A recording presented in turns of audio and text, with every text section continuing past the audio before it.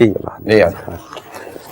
अब इसमें दो चीजें इस्तेमाल करते हैं। एक तो ये होता है, इसको हम कहते हैं स्फिग्मोमैनोमीटर, ये इसका मेडिकल नाम है और आम जबान में हम इसको कहते हैं बीपी चेक करने वाला आला। और एक होता है स्टेथोस्कोप, ये इससे भी हम बीपी चेक करते हैं और दूसरी चीजें भी चेक करते हैं। इससे हमें दिल इसकी जो आवाज है वो सुननी होती है। अब इसका तरीकेकार ये होता है कि ये आप लेके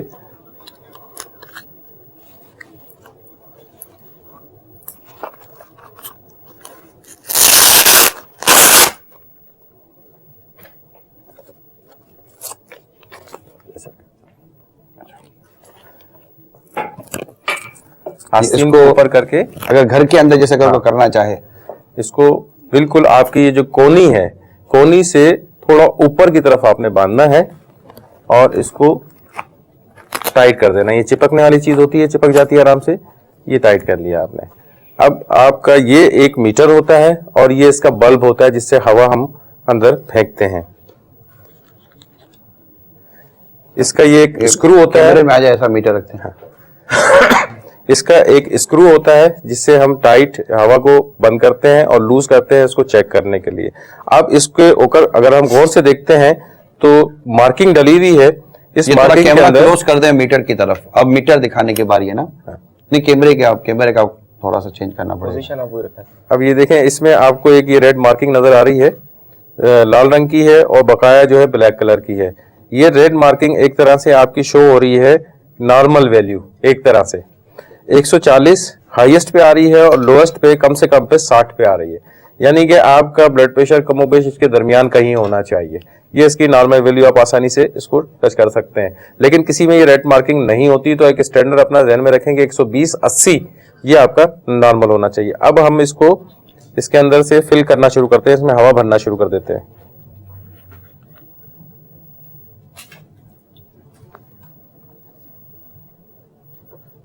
हाथ की लोकेशन ये होगी जी। अच्छा, ये हाथ की जो लोकेशन है ये यूं है, ये यूं नहीं है, यूं है। ये यूं इसलिए रखी है हाथ कि की पोजीशन, ये एरिया जरा क्लियर हो जाए, क्योंकि यहाँ पे हमने चेक करना है ब्लड प्रेशर। ये आला लगा के यहाँ लगाना है इस जगह पे, जिसको हम आप क्या बोलेंगे, जॉइंट है ये एक तरह से, जॉइंट है, कोनी का जो जोड़ है उसके ऊपर वाले हिस्से पे लगाना है।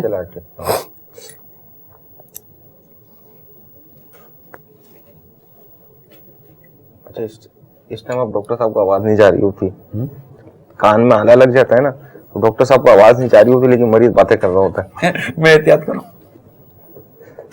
अच्छा, इसको एक लिमिट तक आपने लेके जाना है जहां पे तकलीफ ना हो, वरना उमूमी तौर पे देखा गया है कि बहुत क्रॉस कर लेते हैं, काफी आगे तक चले जाते हैं इसके। तो मीटर तो देख नहीं रहे हम लोग। नहीं, वो मैंने इसलिए किया था कि तकलीफ ना हो, इसलिए लूज कर दिया उसको मैंने। तो ये आप आगे तक लेके जाएंगे। अब इसको 200 तक आप चेक करेंगे। मीटर कैसे चेक करेंगे वो मैं बता देता हूँ। 200 तक लेके जाएंगे, 200 तक चला गया। मत चला कि नाज़िर को मीटर नजर ही नहीं आ रहा। मीटर यहाँ रख दें। हाँ, यूं रख दें। मैं मीटर पकड़ लूं? हाँ, ये ले लो। चले, मैंने मीटर पकड़ लिया है।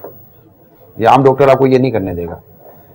ये 200 तक ले आए। ठीक है ना। अब हमने इसको आस्ते आस्ते रिलीज करना शुरू किया। स्क्रू है ये हमारे पास, इसको मैंने लूज किया है। ओके, ये आस्ते आस्ते लूज किया है, ये कांटा आस्ते आस्ते नीचे जाना शुरू कर दिएगा। अब जहां पे ये मैंने ये रखा हुआ है अपना स्टेथोस्कोप का जो फेस रखा हुआ है, यहाँ पे मुझे आवाज महसूस होना शुरू हो जाएगी, टक टक टक इस किस्म की आवाज आएगी। जहां पहली आवाज महसूस हो वो ऊपर का ब्लड प्रेशर कहलाता है, और जहां पे आवाज खत्म हो जाए वो नीचे का ब्लड प्रेशर कहलाता है।